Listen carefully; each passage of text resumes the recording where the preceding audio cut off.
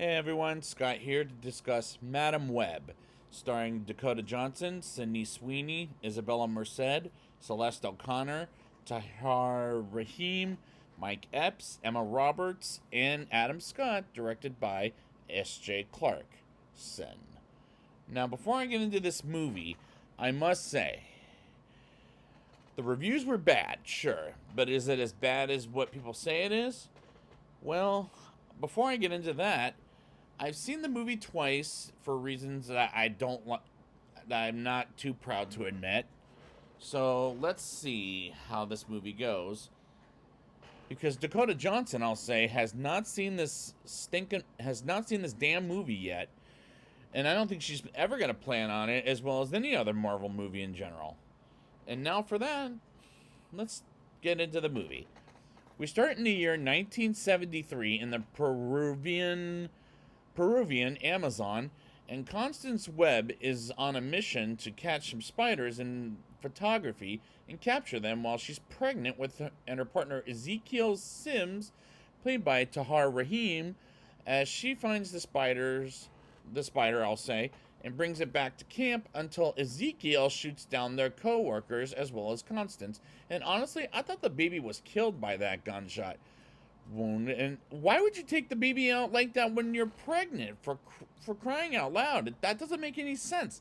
But remember, this is a PG-13 rated movie, so they're definitely going to play it safe, as some villagers led by Santiago takes Constance to their cave as she gets bit by a spider and has a baby girl named Cassie, or Cassandra, as one will be there. And this opener is terrible.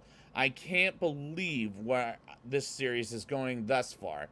It's almost time for Sony to give up this rights to Spider-Man, in my opinion. In New York 2003, Cassie, now all grown up in her 30s, played by Dakota Johnson, who's terrible in this movie like she was in 50 Shades of Grey, driving an ambulance. And one of the girls she'll protect later in the film, Maddie Franklin, played by Celeste O'Connor, flips her off after almost killing her, which was stupid as it is, while Cassie's partner Ben Parker, played by Adam Scott, Uncle Ben, I'm gonna just, I don't know, remind you guys, arrives at the hospital, and a little boy hands her a drawing he drew to save for saving his mother's life as well.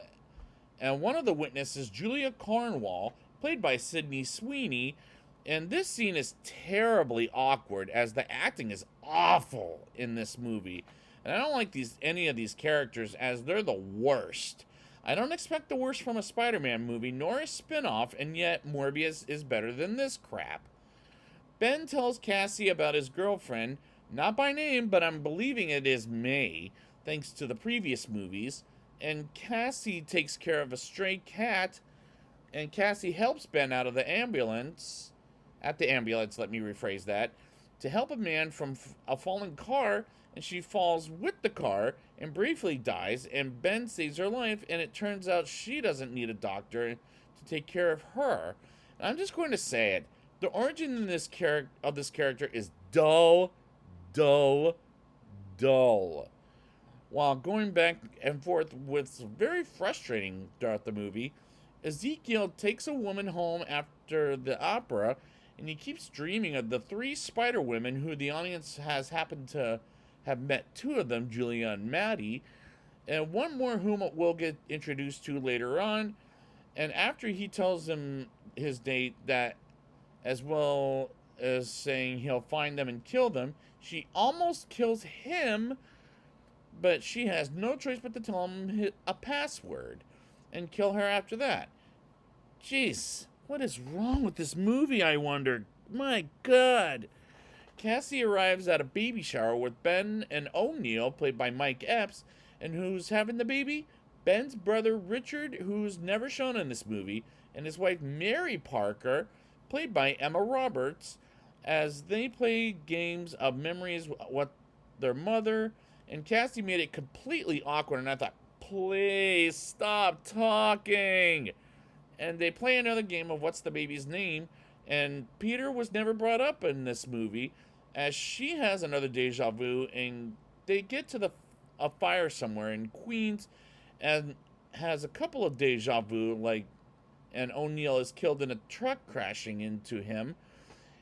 And what a waste of Mike Epps' talent, because in my opinion, he deserves better than this. Same with Emma Roberts, as she gets a couple of more scenes later on. And I'm starting to think this movie is truly bad. Ezekiel hires Amaria to look for the three Spider Women while Cassie goes to the eye doctor for her visions and takes a week off work, and she watches old movies like A Christmas Carol, for example, and can't go to O'Neill's funeral as she doesn't want to show her face. And she doesn't want to show her face there, as she's led to believe it was her fault while she pops some popcorn, breaks a bowl, and hears a bird die by hitting her window, but she prevents all of that from happening, as that piece of deja vu killed me from laughter because it is so bad. This movie is not it's not like, let's say, it's not so bad it's funny like The Room, but this is much worse than that, in my opinion. If you go back to my The Room review, I gave that a 5.0 out of 10, as it was so bad it was funny. Cassie goes to the train station and takes a train somewhere that's never said, and she unexpectedly sees deja vu of Julia, Maddie, and Anya Corazon, played by Isabella Merced, getting attacked by Ezekiel, as he's an early take on Spider-Man. And they run by going to a taxi cab, and I do know Isabella Merced from that god-awful Transformers The Last Night and Sicario Day of the Soldado, when I reviewed both of those films. And I reviewed Celeste O'Connor before in Ghostbusters Afterlife and Freaky. And I reviewed and don't remember Sydney Sweeney in Quentin Tarantino's Once Upon a Time in Hollywood. And I didn't bother seeing anyone but you, because take it from someone that's not a big fan of the R-rated raunchy humor, comedy kind of bullshit. Excuse my French. And I don't want to either.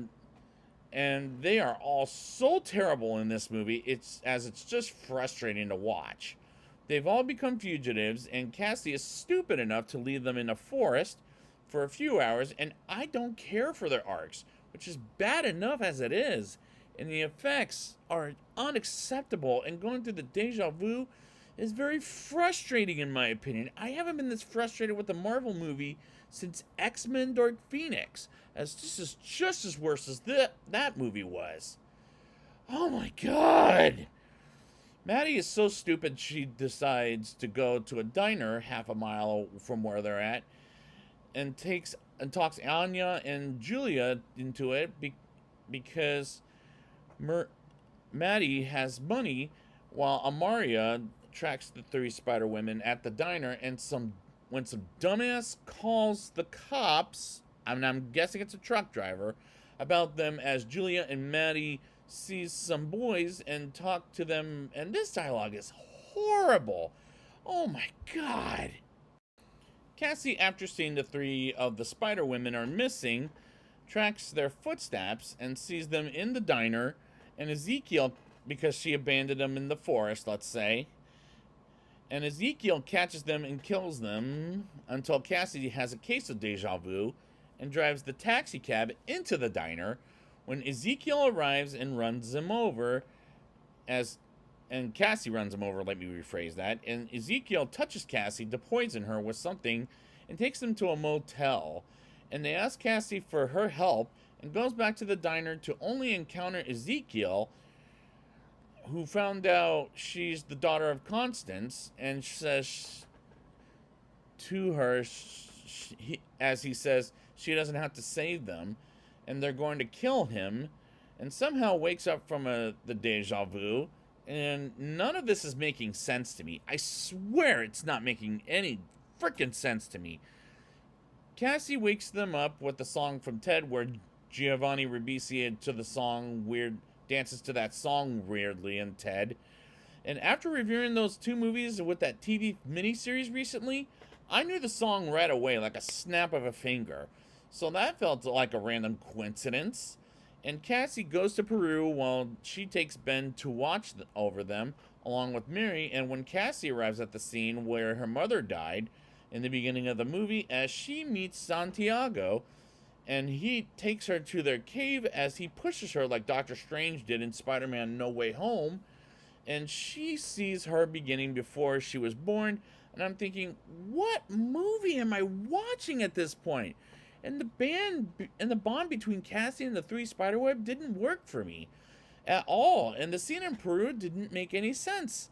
Back in New York, the three spider women and Ben take Mary to the hospital, and Maddie shows her face to the camera, which was a terrible idea and stupid for her case. Oh my god. Ben drives the car, and Ezekiel catches up to them with Amaria, turning every single light green, which is dangerous. And Cassie catches up to them before Ezekiel can ever finish the job with an awful stunt, while she gets the girls, and Ben takes Mary to the hospital while Ezekiel goes after them. And Anya shocks the top of the ambulance before Ezekiel gets up on top to shock him, and they run out of gas like this movie has been this entire damn time. Cassie decides to get the Spider Women out of the ambulance and get to an abandoned building in Queens and try to go to the roof as Ezekiel arrives to the building, and they plant fireworks and they blow up and make a hole in the in the building, excuse me, and reach for the stairs and get to the roof and almost get on the helicopter Cassie called for until Ezekiel gets up there to destroy the helicopter and fights with Cassie and the Spider Women. And Cassie saves the three Spider Women and defeats Ezekiel by taking down the sign on the roof, and by the sign I'm talking about the Pepsi sign, and smashes him while Cassie gets in the water and suddenly becomes blind while Julia swims and saves Cassie's life. And they do a thing that she taught them earlier in the film, which is pounding the heart like the paramedics do. And they get to the hospital, and Mary gives birth to her son Peter. Again, it was never said. And Ben present, I should say. And Cassie calls the Spider Women her family, and she gets back home, and they bring some food home while she's blind, which doesn't make any frickin' sense, and sees them all become superheroes with Cassie in a red Gucci suit calling herself Madam Web. And a song from the 90s that I don't like too much plays in the credits, and there's no mid or after credit scene, and this climax is horrible, as this movie is so bad it's not funny. It's not The Room funny or bad, like it's good, that kind of thing. No, it's not like that. We'll see how bad this movie is with the rating. Now it's time for my rating. I'll give this movie a 1.0 out of 10. The acting is so bad in this movie, as I don't like the characters, nor do I care for their arcs, as this movie's turn of events is stupid enough as it is, with the effects being unacceptable. The deja vu is very frustrating, and I haven't been this frustrated with a Marvel movie since X-Men Dark Phoenix, as this is the same rating as that piece of crap of a movie, and the dialogue is just, again, horrible. Absolutely horrible. Forget the 2015 Fantastic Four movie being the worst Marvel movie ever. Not in my opinion. This with X-Men Dark Phoenix is the worst Marvel movies I've ever seen. And good on Dakota Johnson for firing her agent, but at the same time, she needs to watch a Marvel movie, because from start to finish, as she never saw this movie, and she doesn't plan to. And that's a shame for her. Well, I guess she's going the Johnny Depp route. I don't know.